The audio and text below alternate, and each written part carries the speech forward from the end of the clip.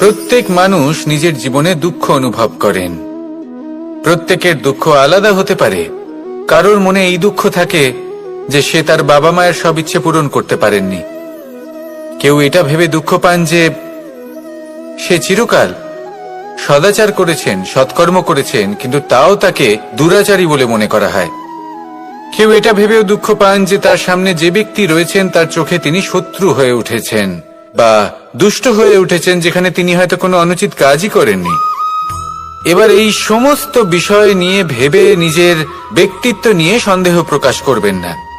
যদি নিজের ব্যক্তিত্ব নিয়ে কোনো সন্দেহ থেকে থাকে, তাহলে কর্ম সংক্রান্ত প্রশ্ন করুন যে আপনি যা করেছেন তাতে কি উচিত ছিল, কি অনুচিত ছিল। যেটা প্রয়োজন সেটা এটা বোঝার যে আপনার অন্তর্মন, আপনার বিবেক আপনাকে কি বলছে, আর আপনার অন্তর্মন আর আপনার বিবেক আপনাকে যেটা করতে বলবে শুধু সেটাই করুন। আর তারপরে এই সংসার কি বলবে, কি ভাববে সেসব নিয়ে ভাবতে যাবেন না। কারণ এই সংসার তো ঈশ্বরকেও প্রশ্ন করে থাকে, ঈশ্বরকেও দোষী মনে করে। কখনো কখনো যখন কোনো ঘটনা মানুষের ইচ্ছা অনুযায়ী ঘটে না, তখন মানুষ এটা বলে যে হে ঈশ্বর, আপনি আমার পাশে থাকলেন না, আপনি বড়ই কঠোর, এটা আপনার দোষ। যেখানে বেশিরভাগ সময় হয়তো সে নিজেই নিজের কর্মফল ভোগ করছে। আর কখনো কখনো ঈশ্বর হয়তো তার জন্য আরো ভালো কোনো পরিকল্পনা করে রেখেছেন, কিন্তু মানুষ এটা বুঝতে পারে না। তাই দিনের শেষে যেটা প্রয়োজন সেটা হলো নিজের মনের কথা বুঝতে হবে। আপনার বিবেক কি বলছে শুধু সেটাই করুন, আর সামনে এগোতে থাকুন। আমার সাথে ভালোবেসে বলুন, রাধা রাধা। সবাই বলেন যে জীবনে কাদের সঙ্গ লাভ করছি সেটা খুব গুরুত্বপূর্ণ। এক ঝুড়ি ফলের মধ্যে যদি একটা পচা ফল আপনি রেখে দেন, তাহলে আস্তে আস্তে সমস্ত ফল পচে যায়। সেই জন্য কথায় আছে যে কুসঙ্গ থেকে দূরে থাকো। কিন্তু কি করা যায়? এই সংসার খুবই ছোট। যেখানে আমরা কাজ করি, যেখানে আমরা থাকি, যে পথে আমরা আসা যাওয়া করে থাকি, যে পথে আমরা ভ্রমণ করি, সেখানে এমন অনেক সংখ্যক ব্যক্তি থাকেন যাকে দেখে আমরা মনে করি যে এদের থেকে দূরে থাকতে হবে। তখন আমরা কি করতে পারি? তাদের কি আমরা পরিত্যাগ করব? তাহলে এই সংসারে এমন অনেক মানুষ আছেন, তাহলে কি সংসারই পরিত্যাগ করব? না, সেই ফলের মতন হবেন না যারা একটি পচা ফলের উপস্থিতির জন্য নিজেরাও নষ্ট হয়ে যান। বরং হয়ে উঠুন চন্দন বৃক্ষের মতন, যেটা আসলে সাপেদের বাসস্থান, যেখানে অনেক সংখ্যক অত্যন্ত ভয়ানক বিষধর সাপ থাকে। তারপরেও এই চন্দন, সে কিন্তু নিজের শ্রেষ্ঠত্ব হারায় না, এর মূল্য কিন্তু সেই একই থাকে। মনে রাখবেন, এই সংসারে নিজের সঙ্গ বদলানোর পূর্বে নিজেকে বদলান। নিজেকে কিছুটা এমন ভাবে গড়ে তুলুন যে কেউ আসুক না কেন সে যেন আপনাকে বিভ্রান্ত বা দূষিত না করতে পারে। আসুন আমার সাথে ভালোবেসে বলুন, রাধা রাধা। একটি সোনার মুদ্রা নিন, সেটা জলে ফেলে দিন, তারপর তুলে নিন, সেটা মাটিতে ফেলে দিন, আবার তুলে নিন, কাদায় ফেলে দিন, আবার তুলে নিয়ে হাতুড়ি দিয়ে তার উপর প্রহার করুন। তারপরেও সেই সোনার মুদ্রার মূল্য সেটাই থাকে যা আগে ছিল, তাই না? এটা হলো উদাহরণ সংসারের সেই প্রত্যেকটা জীবের জন্য, প্রত্যেকটা মানুষের জন্য। কখনো কখনো জীবনে সাফল্যের বদলে আমরা বিফলতা পাই। যতটা আশা করেছিলাম ততটা শ্রেষ্ঠ কর্ম করতে পারি না। কখনো বা আমরা ভুল করে ফেলি, কখনো আমরা অনুচিত কর্ম করে ফেলি, কখনো সংসার আমাদের বুঝতে পারে না। তার পরিণামস্বরূপ এই সংসার আমাদের নিন্দা করে, আমাদের উপেক্ষা করে, আমাদের বিষয়ে কটু কথা বলে, কখনো সামনাসামনি বা কখনো পেছনে। সংসার এমন একটা আচরণ করে যেন আমাদের সাথে কথা বলাটাই একটা বিশাল অপরাধ। এবার সেক্ষেত্রে কি করা উচিত? মনকে শান্ত করা উচিত। বেশিরভাগ ক্ষেত্রেই এমন সময় মানুষ এটা ভেবে বসে যে তার জীবনের কোনো মূল্যই নেই। তার মনে হয় যে সে এই সংসারে শুধু একটা বোঝার সমান। সে নিজেকে ঘৃণা করতে থাকে। ওর মনে হয় যে তার জীবন শূন্য, কিন্তু তা নয়। আপনি সোনার মুদ্রার মতো, যদি আপনার মধ্যে সেই গুণ থাকে, আপনি শ্রেষ্ঠ কর্ম করেন, আপনার মধ্যে সেই বিদ্যা থাকে, আপনি নিরন্তর প্রয়াস করেন, সৎকর্মের পথে এগোতে থাকেন, তাহলে আপনার নিজের যে মূল্য তৈরি হয় সেটা কোনো পরিস্থিতিতে কোনো ব্যক্তি আপনার থেকে কেড়ে নিতে পারবে না। শুধু নিজে ভেঙে পড়বেন না, এটা ভাবুন যে সম্মান আপনি হারিয়েছেন সেটা আপনি কিভাবে ফিরে পেতে পারেন, তার জন্য কি করতে হবে। যে ধন আপনি হারিয়েছেন সেটা পেতে হবে কিভাবে, তার জন্য কি কি করতে হবে। শান্ত মনে সবটা ভেবে দেখুন, সিদ্ধান্ত নিন এবং অগ্রসর হন। আপনি এই সংসারের কাছে তেমনই হয়ে উঠবেন যেমন আপনার কর্ম হবে। যদি তা শ্রেষ্ঠ হয় সবাই তাই ভাববে। আসুন আমার সাথে ভালোবেসে বলুন, রাধা রাধা। মানুষ জীবনে অনেক ধরনের সুখ লাভ করে, অর্থ সুখ, পরিবারের সুখ, বৈভবের সুখ। কিন্তু এমন একটা সুখ আছে যা বেশিরভাগ মানুষকে প্রভাবিত করে, কিন্তু সেই সুখ তাদের কোনো প্রয়োজনই নেই। সেটা হলো পরনিন্দা সুখ। অর্থাৎ এমন কোনো ব্যক্তিকে নিয়ে নিন্দা করা, তার প্রতি অনুচিত শব্দ প্রয়োগ করা, কারণ সেই ব্যক্তিকে আপনি পছন্দ করেন না। আর এমন অনেক মানুষ আছেন যারা এই কাজ করে খুব আনন্দ লাভ করেন, যেটা করা উচিত নয়। কারণ এতে আপনার সময়, আপনার ঊর্জা, আপনার নিজের অন্তরের ইতিবাচক শক্তি আপনি নষ্ট করে ফেলছেন। আর এই সব কিছুই আপনার প্রয়োজন আছে। যাদেরকে আপনার পছন্দ নয় সেই ব্যক্তির বিষয়ে কথাই বলবেন না। সেই সব ব্যক্তির দিকে মনোনিবেশ করুন যাদের আপনি ভালোবাসেন। সেই সব কাজে মন দিন যেগুলো আপনার ভালো লাগে। সেই বস্তুর দিকে নজর দিন যেগুলো আপনার প্রিয়, নিজের লক্ষ্যের দিকে, এই সব কিছুর দিকে নয়। এমনটা করলে আপনার জীবনে আপনি সেই সব বস্তুর দিকে নজর দিতে পারবেন যারা প্রকৃত অর্থে আপনার জীবন আরো শ্রেষ্ঠ করে তোলে। এমনটাই করুন, জীবন আরো অনেক বেশি সুন্দর হয়ে উঠবে। আর তখন এই মন প্রসন্ন হয়ে বলবে, রাধা রাধা। আজ আমরা আবার সাফল্য আর অসফলতার বিষয়ে কথা বলবো। সফল ব্যক্তি কে হয় এবং অসফল ব্যক্তি কে হয়, এই বিষয়ে আমরা আগে অনেকবার কথা বলেছি। প্রত্যেক ব্যক্তি সাফল্য লাভ করতে চান, কিন্তু প্রত্যেক ব্যক্তি সাফল্য লাভের এই কাজে সফল হতে পারেন না। এবার এটা কেন হয়, এর পেছনে কারণটা কি? কারণ হলো ভয়।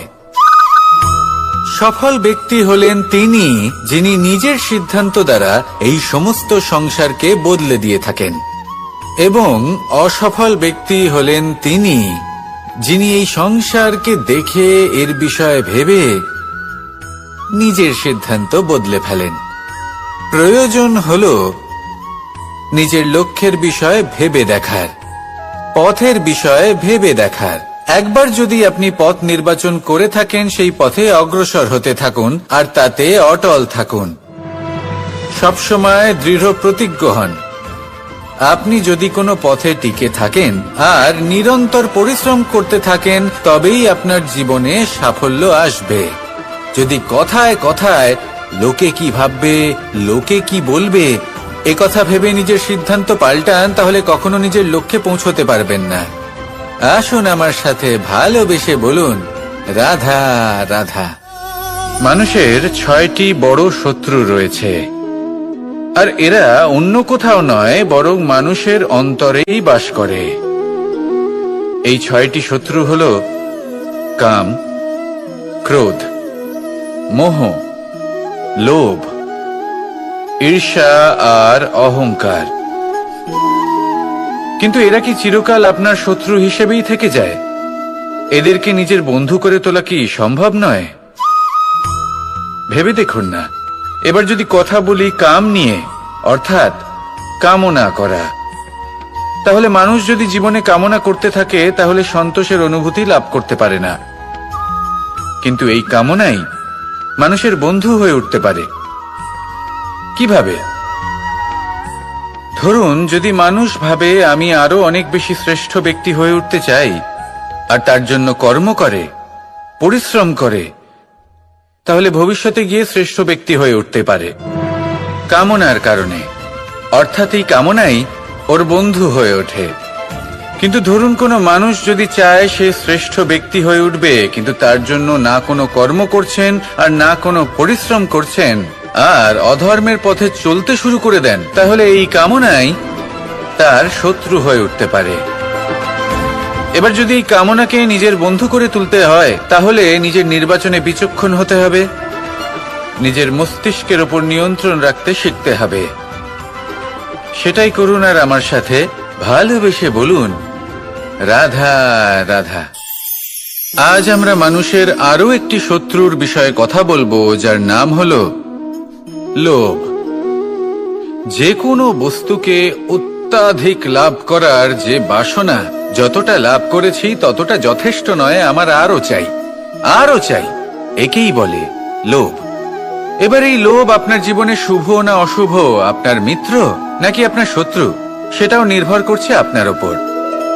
যেমন ধরুন কোনো ব্যক্তির অসম্ভব ধনের লোভ, সে সেটা অর্জন করছে আর সেটা সংগ্রহ করছে, আর সেটা লাভ করার জন্য সে অনৈতিক কাজ করছে।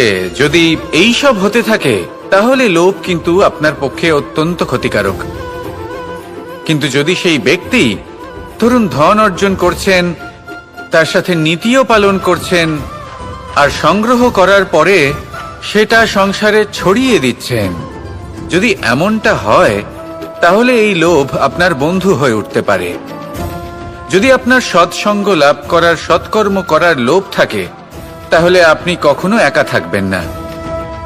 যদি ভালোবাসা প্রদান করার লোভ থাকে, এই সংসারকে সাহায্য করার লোভ থাকে,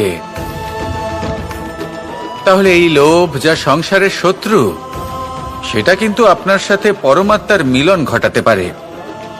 এবার এই লোভকে নিজের মিত্র করে তুলবেন নাকি শত্রু করে তুলবেন, সেই সিদ্ধান্ত আপনারই। আসুন আমার সাথে ভালোবেসে বলুন, রাধা রাধা। কখনো এই প্রকৃতির দিকে তাকিয়ে থাকবেন। এই প্রকৃতি অনেক ধরনের শিক্ষা দেয়। কোন একটা গাছকে দেখুন কিভাবে সে মাটি থেকে জল শুষে নেয়। সে ঝড় হোক বা হোক কড়া রোদ, সব সহ্য করে এবং অবশেষে সে ফল ধারণ করে। আর সেই ফল উৎপন্ন করার পরে সে ফল কিন্তু সে নিজে গ্রহণ করে না, এই সংসারকে প্রদান করে, যাতে পশু পাখি মানুষ তারা এই ফল গ্রহণ করে শক্তিশালী হয়ে উঠতে পারে, সুস্থ থাকতে পারে। সেভাবেই নদী, সরোবর এরা নিজেরাও কিন্তু নিজেদের জল গ্রহণ করে না, মাটিকে প্রদান করে, পশু পাখিকে প্রদান করে। সূর্য নিজেও নিজের জন্য প্রজ্বলিত হয় না, সে প্রকাশ ছড়িয়ে দিতে চায় আমাদের সবার কাছে, সে আলো পৌঁছে দিতে চায়। এই প্রত্যেকের কর্মে পরমার্থ নিহিত আছে, আর সেই জন্যই এদের সকলকে পুজো করা হয়। তাই মনে রাখবেন, আপনার কাছে জীবন যাপনের অতিরিক্ত যা কিছুই আছে তা পরমার্থের জন্য। তাহলে তার সদ্ব্যবহার করুন আর আমার সাথে ভালোবেসে বলুন, রাধা রাধা। পরিবর্তন, এটা হলো সৃষ্টির অমূল্য নিয়ম। এই সংসারে সবকিছু সময়ান্তরে পরিবর্তিত হয়, এই সময়ও পরিবর্তিত হয়। পরিবর্তন চিরকাল হয়ে এসেছে আর চিরকাল হতে থাকবে। কিন্তু এবার আমরা সেই পরিবর্তন কিভাবে লাভ করব, যেটা আমাদের প্রয়োজন, যেটা আমরা চাই।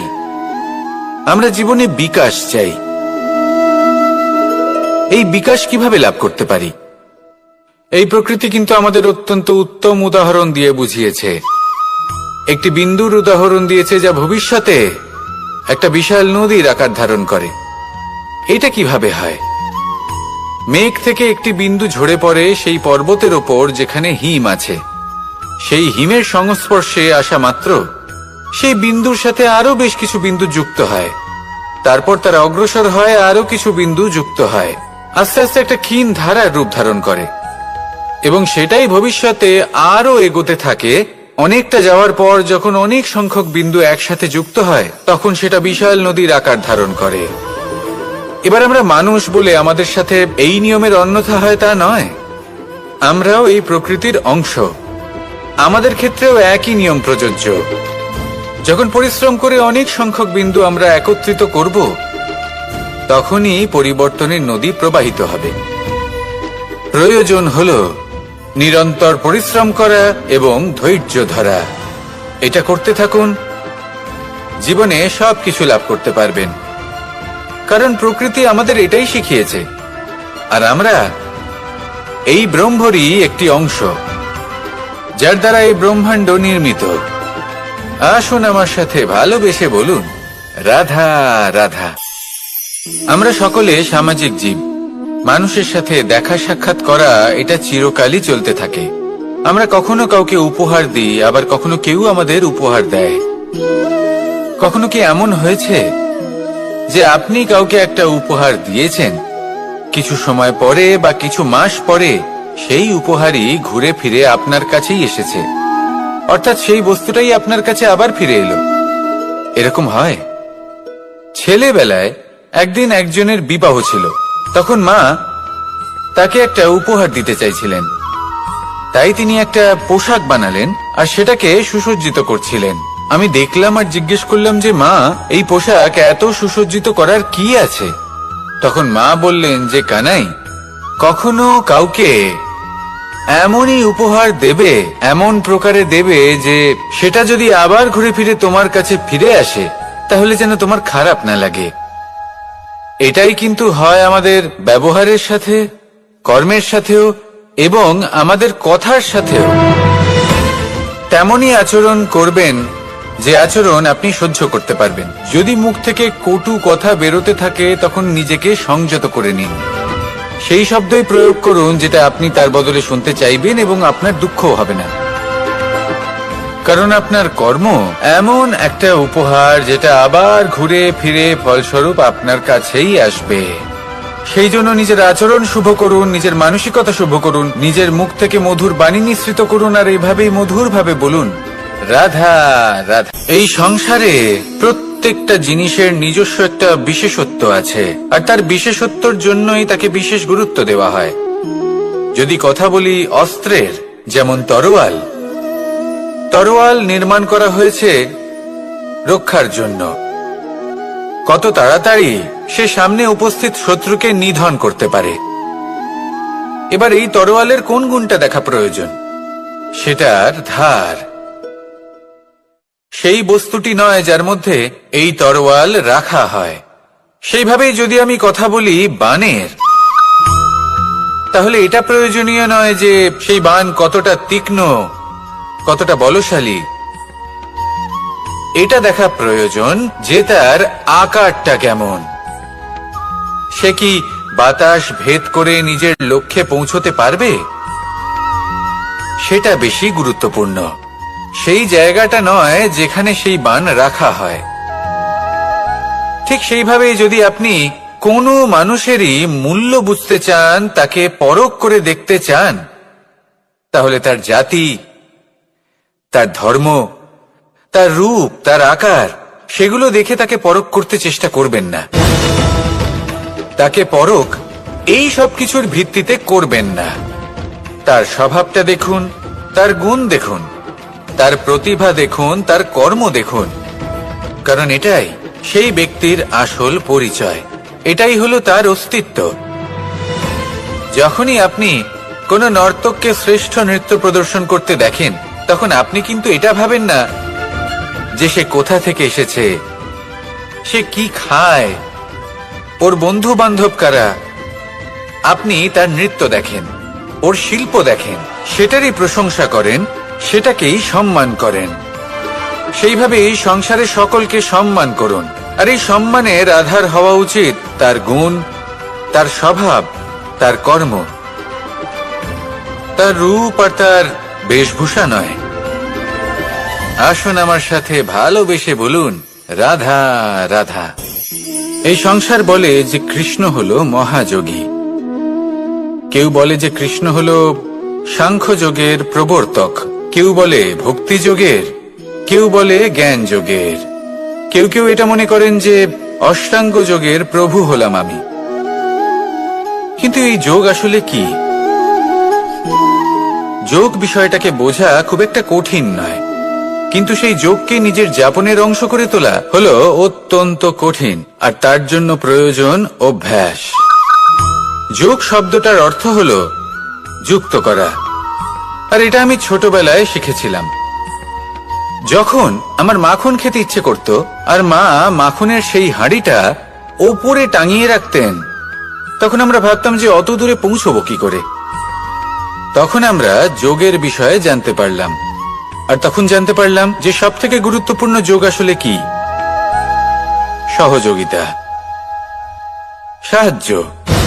আমরা সব সখারা একসাথে জড়ো হতাম, একে অপরের পিঠের ওপর উঠে দাঁড়াতাম, আর তারপর আমরা ওই মাখনের হাঁড়ির কাছে পৌঁছতে পারতাম, আর তারপর আমরা সবাই মিলে সেই মাখন ভাগ করে খেতাম। সহযোগিতা, এটা অত্যন্ত গুরুত্বপূর্ণ। পাণ্ডবরাও মহাভারতে এটাই করেছিলেন। ওনাদের সাথেও কেউ ছিল না, একে অপরকে সাহায্য করে ওনারা অনেক বীরদের একত্রিত করেছিলেন। তারপর অবশেষে মহাভারতের এই মহাযুদ্ধে ওনারা জয়লাভ করেছিলেন। রামায়ণে রাম এবং লক্ষ্মণের সাথে কেউ ছিল না। সহযোগিতার মাধ্যমে ওনারা ভাল্লুক আর বানর সেনাকে একত্রিত করেছিলেন, আর এই সংসারের সব থেকে প্রবল রাক্ষস রাবণকে বধ করেছিলেন। মনে রাখবেন, একসাথে মিলে যদি আপনারা কর্ম করতে শেখেন, তাহলে এই সংসারে এমন কিছুই নেই যেটা আপনি অর্জন করতে পারবেন না। আসুন আমার সাথে ভালোবেসে বলুন, রাধা রাধা। মানুষ যখনই কোনো পর্বতারোহণ করতে শুরু করে, তখন সে বারবার পড়ে যায়, বারবার উঠে দাঁড়ায়, সামনে এগোতে চেষ্টা করে, কিন্তু যদি সে দৃঢ় নিশ্চয় করে থাকে, তাহলে সে অবশেষে সেই পর্বতের শিখরে পৌঁছেই যায়। চলার পথে যদি বড় কোনো পাথর চলে আসে বা পর্বতের কোনো বড় অংশ সামনে আসে, তাহলে সে তার সাথে ধাক্কা খায় না, সে পথ বদলে নেয়। কিন্তু বাধা তাকে সবসময় পেতেই হয়, আর সেই বাধা সে পায় ছোট ছোট পাথরের দ্বারা। তাদের উপর পা পড়লে তার পা পিছলে যায় আর সে পড়ে যায়। এই ছোট ছোট পাথর হলো আমাদের জীবনের সেই ছোট ছোট সমস্যা, সেই ছোট ছোট ভুলগুলো যেগুলো আমরা অবজ্ঞা করতে থাকি। আমরা ভাবি এর দ্বারা কি বা ক্ষতি হবে, কিন্তু সেগুলোই অনেক সময় আমাদের অসফলতার কারণ হয়ে দাঁড়ায়। যত তাড়াতাড়ি সম্ভব এই ছোট ছোট পাথরগুলিকে জীবন থেকে তুলে ফেলে দিন। ভুল হওয়াটা স্বাভাবিক, কিন্তু তার মানে এই নয় যে বারবার সেই ভুলের পুনরাবৃত্তি ঘটবে। ভুলটা বুঝুন, সেটা স্বীকার করুন, আর সেটা শুধরে নিন। যখন আপনি এটা করতে শিখবেন, তখনই খুব তাড়াতাড়ি আপনি সেই শিখরে পৌঁছতে পারবেন। আর যখন পৌঁছে যাবেন, তখন এই মন প্রসন্ন হয়ে বলবে, রাধা রাধা। সূর্য এই সংসারকে আলো প্রদান করে। সূর্যের মনে যদি নিজের তেজের জন্য অহংকার জন্ম নেয়, তখন তার অহংকার ভঙ্গ করে মেঘ। সূর্যের আলো পূর্ণরূপে ঢেকে দেয়। মেঘের মনে যদি নিজের গতি নিয়ে অহংবোধ জন্ম নেয়, তাহলে মেঘের অহংকার ভঙ্গ করে পর্বত। মেঘের গতি অবরুদ্ধ করে দেয়। এবার যদি পর্বত নিজের নিশ্চলতা নিয়ে অহংকার করে, তাহলে সেই অহংবোধ ভঙ্গ করে একটি মূষক। সেই বিশাল পর্বতে একটি ছিদ্র করে দেয়। এবার যদি মূষকের নিজের মনে অহংবোধ জন্ম নেয়, তাহলে জল তার অভিমান ভঙ্গ করে, সেই ছিদ্র দিয়ে প্রবেশ করে। আর যদি জলের মনে অহংবোধ জন্ম নেয়, তখন মানুষ বাঁধ নির্মাণ করে তার গতিপথ রুদ্ধ করে, জলের অহংকার ভঙ্গ করে। আর যদি মানুষের মনে অহংকার জন্ম নেয়, তখন সূর্য নিজের তাপ দ্বারা মানুষের অহংকার ভঙ্গ করে। এই সংসারে অহংকার প্রদর্শন করার কোনো প্রয়োজন নেই। আমাদের সবার মধ্যেই কিছু বিশেষ গুণ আছে, আর সবার মধ্যে কোনো না কোনো দোষও আছে। এই প্রকৃতি আমাদের কি শিক্ষা দেয়? কেউ একে অপরের সাথে লড়াই করে না, একে অপরের জন্য বাধা সৃষ্টি করে না, শুধু নিজের কর্ম করে। সূর্য নিজের প্রকাশ দ্বারা বনস্পতি এবং গাছপালাকে জন্ম দেয়। মেঘ বর্ষা সৃষ্টি করে লুপ্ত হয়ে যায়, আবার নির্মিত হয়। পর্বতের সেই নিশ্চলতা সেই বর্ষাকে একটা দিশা প্রদান করে, আর তারপরে তা ধারা হয়ে প্রবাহিত হয়ে যায়। এইসব কি? এইসব একটা সম্পর্ক, একটা চক্রের মতো। সবাই একসাথে নিজের কর্ম করে, তাই এই চক্র আবর্তিত হয়। এটা আমাদেরও করতে হবে, একসাথে মিলে কাজ করতে হবে। কারোর জন্য বাধা হয়ে উঠলে হবে না, কাউকে ছোট মনে করলে হবে না। এটাই করতে থাকুন, সবাই মিলেমিশে কর্ম করুন। প্রকৃতি আমাদের এই শিক্ষাই দেয়। আসুন আমার সাথে ভালোবেসে বলুন, রাধা রাধা। আপনি কখনো পলাশ ফুল দেখেছেন? কি সুন্দর দেখতে, লাল রক্তবর্ণ, উজ্জ্বল, কিন্তু এতে কোনো সুগন্ধ নেই। সেই জন্য ওকে শুধু চোখ ভরে দেখতে ইচ্ছে করে। দেখবেন তাকে কিন্তু পুজোতে ব্যবহার করা হয় না, এই ফুল দিয়ে মালা বানানো হয় না।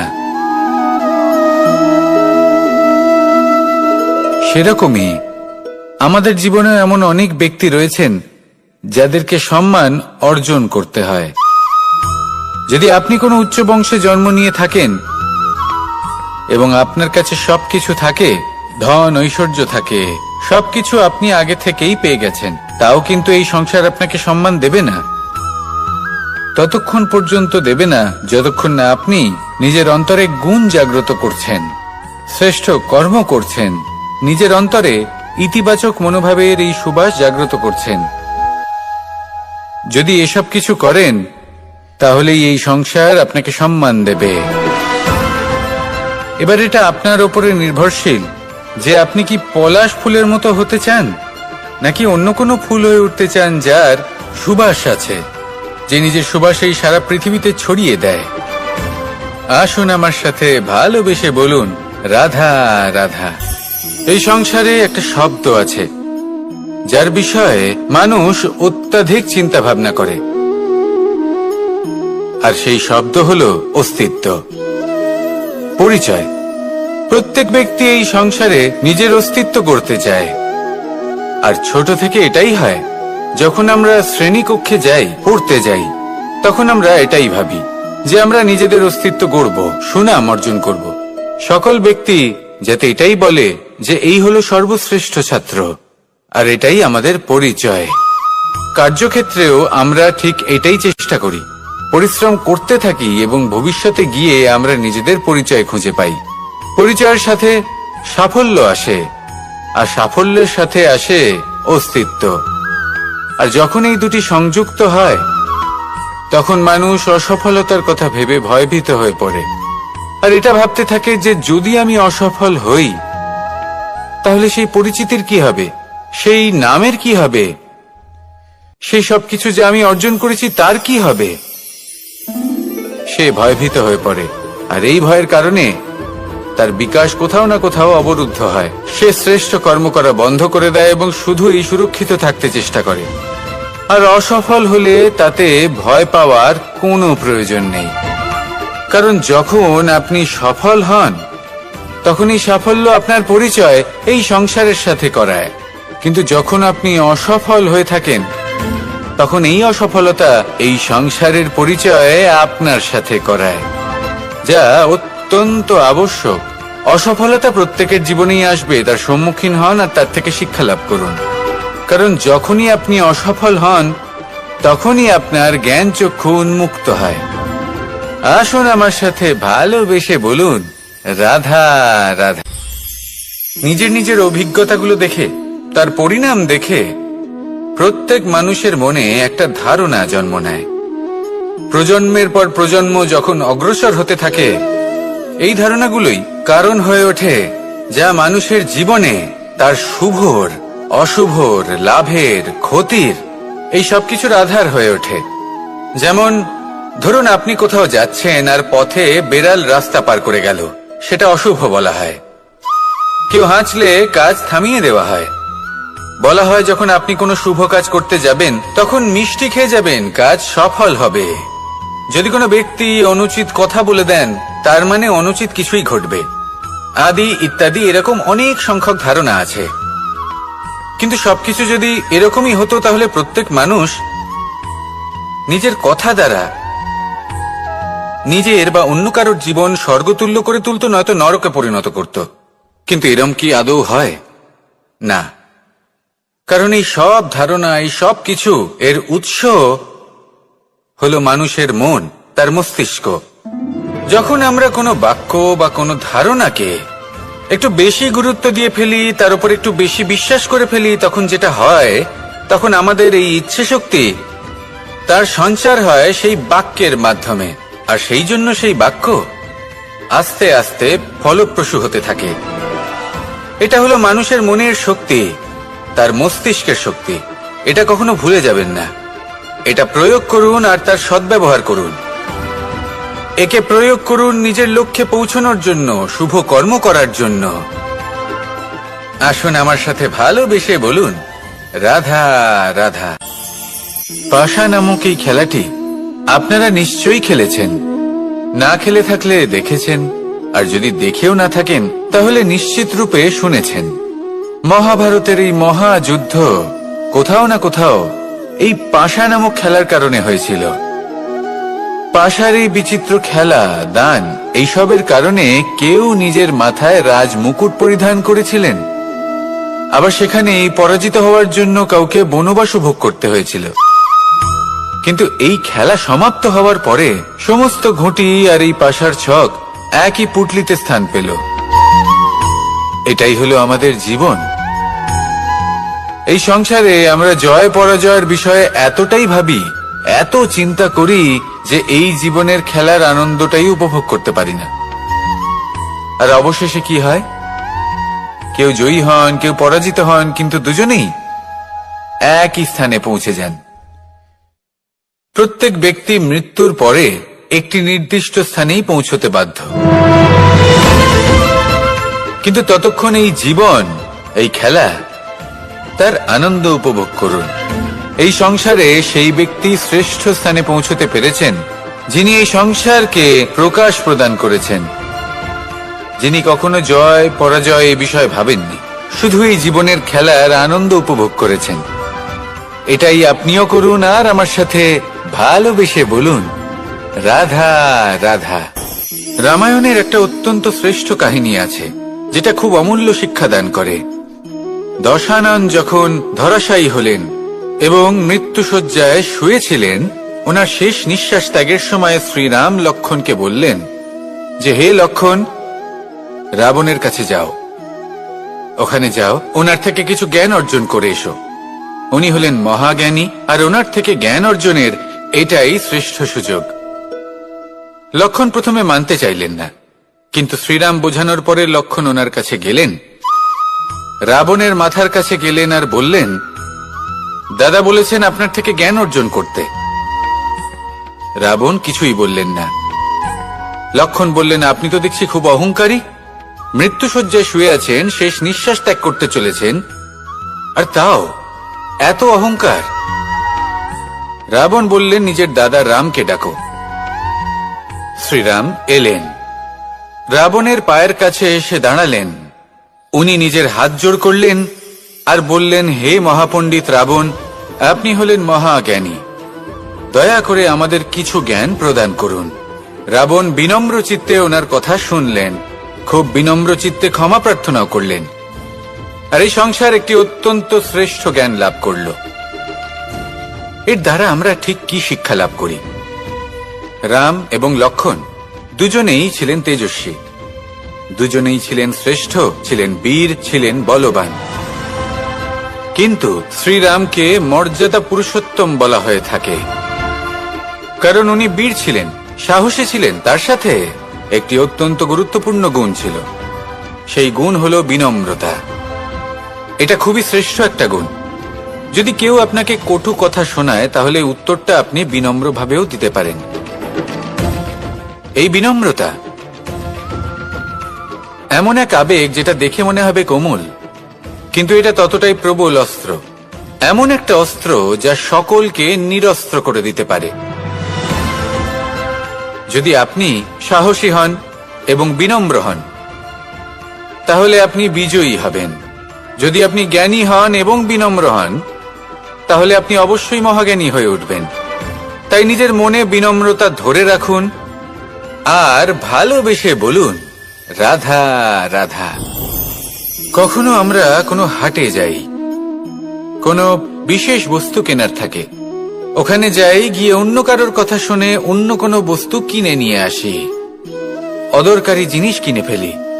তারপর ভাবি যে আমরা এরকম কেন করলাম, এটা আমরা ভুল করলাম, আমার এটা করা উচিত হয়নি, আদি ইত্যাদি।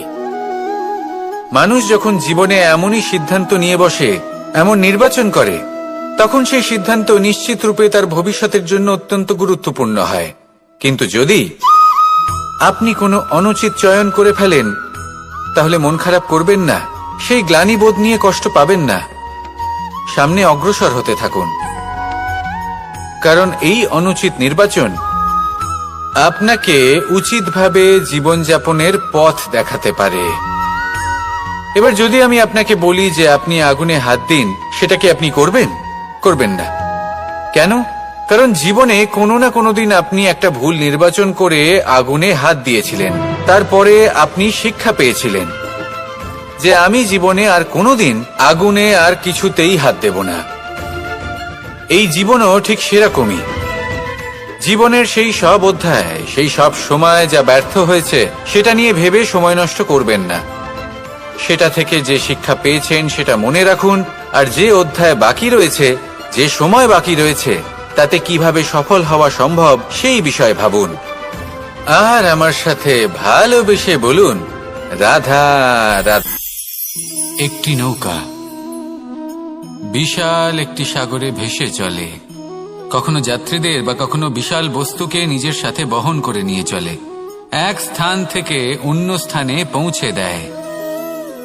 এই নৌকা কখনো সাগরে আটকে পড়ে বা কখনো ডুবে যেতেও পারে, কিন্তু এই নৌকা তখন ডুবে যায় না যখন এর আশেপাশে অধিক মাত্রায় জল থাকে। এটা তখন ডুবে যায় যখন ও নিজের আশেপাশের থাকা জলকে নিজের ভেতরে প্রবেশ করতে দেয়। যখন আস্তে আস্তে এই জল প্রবেশ করতে থাকে, নৌকা ভারী হতে থাকে আর আস্তে আস্তে ডুবে যায়।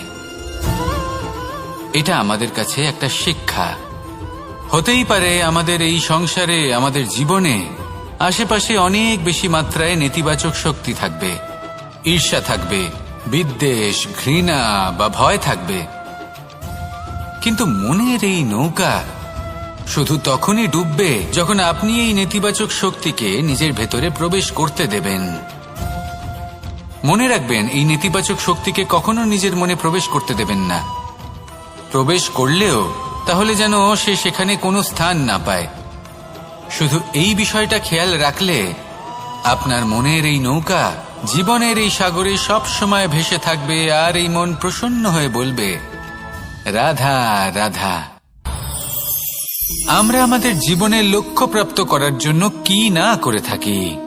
আমরা ভাবনা চিন্তা করে থাকি, কত জ্ঞান অর্জন করে থাকি, তারপরে আমরা পরিকল্পনা করি আর প্রচেষ্টা করি। এবার প্রথম চেষ্টাতেই সাফল্য লাভ করব সেটা নাও হতে পারে, বরং ইতিহাস সাক্ষী যে প্রথমবার প্রচেষ্টা করে সাফল্য লাভ করার সম্ভাবনা অত্যন্ত কম। আর যে কোনো সফল ব্যক্তিকে দেখুন, আপনি বুঝবেন সেই ব্যক্তি বারবার প্রচেষ্টা করে, চেষ্টা করা থামায় না, তবেই সেই ব্যক্তি একদিন সাফল্য লাভ করেন। সেই জন্য আপনিও প্রচেষ্টা করা কখনো বন্ধ করবেন না, করতেই থাকুন। যখন আপনি প্রথমবার প্রচেষ্টা করেন তখন আপনি একা থাকেন, কিন্তু যখন আপনি দ্বিতীয়বার প্রচেষ্টা করেন তখন আপনার সাথে কিছু বিগত প্রচেষ্টার অভিজ্ঞতা থাকে। চেষ্টা করতে থাকুন, সাফল্য আপনার কাছে আসতেই চলেছে। আসুন আমার সাথে ভালোবেসে বলুন, রাধা রাধা। আপনারা সবাই একটা গাছের পাতাকে দেখুন, যতক্ষণ পর্যন্ত গাছের সাথে, মানে গাছের ডালের সাথে জুড়ে থাকে, সে সবুজ থাকে, বাতাসের সাথে সে নড়তে থাকে। যতক্ষণ পর্যন্ত ও সূর্য থেকে পাওয়া রশ্মির শক্তি গাছে পৌঁছে দেয়, ততক্ষণ ও ডালের সাথে যুক্ত থাকে। কিন্তু যখন সেই পাতা শুকিয়ে যায়, তখন তার কোনো গুরুত্ব থাকে না। সেই পাতা গাছের ডালে এবং বৃক্ষের কাছে বোঝা হয়ে থেকে যায়। এবং এমন এক সময় আসে যখন সেই ডালটি শুকনো সেই পাতাকে পরিত্যাগ করে। এটাই আমরা এই প্রকৃতিতে দেখি এবং এটাই হলো সত্য। আর এটাই আমাদের জীবনে খুব বড় একটা শিক্ষা। যদি আপনিও নিজের জীবনে নিজের আপনজনদের কাছে বোঝা স্বরূপ হয়ে দাঁড়ান, তাহলে তারা আপনাকে যতই ভালোবাসুক না কেন, ওনারা যদি নাও চান তাহলেও এমন এক দিন আসবে যখন আপনার আপনজন আপনাকে পরিত্যাগ করবে। সেই জন্য সবসময় আত্মনির্ভর হয়ে ওঠার চেষ্টা করুন, নিরন্তর পরিশ্রম করতে থাকুন, কারোর উপর বোঝা হয়ে থাকবেন না, বরং তার সাথে মিলে দায়িত্ব পালন করুন। এমনটা করবেন তাহলে আপনার সম্মানও বজায় থাকবে এবং সম্পর্কের মধ্যে আপনার মূল্যও বজায় থাকবে। আসুন আর আমার সাথে ভালোবেসে বলুন, রাধা রাধা।